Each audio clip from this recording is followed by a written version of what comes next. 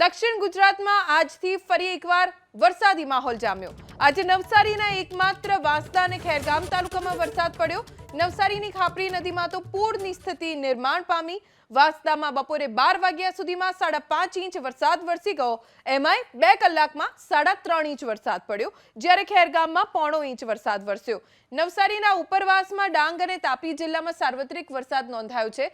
નવસારી જિલ્લામાંથી વહેતી પૂર્ણા, અંબિકા અને કાવેરી નદીની જળસપાટીમાં ફરી વધારો થવાની શક્યતા છે। નદીમાં પૂરની શક્યતાને પગલે અત્યારથી પ્રશાસન એલર્ટ છે। કાંઠા વિસ્તારના લોકોને એલર્ટ કરી દેવાયા છે।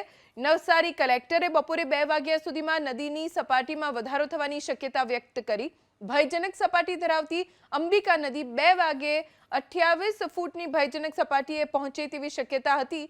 તો તાપીમાં વરસેલા વરસાદથી પૂર્ણા નદીનું પણ જળસ્તર વધશે।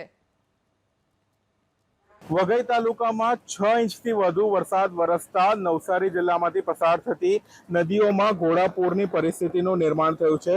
દ્રશ્ય સીધા બતાવવા માંગીશ વાંસદા તાલુકાના ઉનાઈ ગામમાંથી પસાર થતી ખાપરી નદીના, કે જ્યાં અત્યારે જે કોઝવે છે, લો લાઇન બ્રિજ છે, એ પાણીમાં ગરકાવ થઈ ગયો છે અને આ નદી પોતાના રૌદ્ર સ્વરૂપમાં જોવા મળી રહી છે। ખાસ કરીને આ વિસ્તારમાં સૌથી વધારે પ્રભાવિત વિસ્તાર છે, કારણ કે વાંસદા તાલુકામાં પણ 2 ઇંચથી વધુ વરસાદ વરસી ચૂક્યો છે અને જે ડાંગ જિલ્લો છે ત્યાં પણ વરસાદ વરસી ચૂક્યો છે, જેના કારણે નદીઓમાં ઘોડાપૂરની પરિસ્થિતિનું નિર્માણ થયું છે।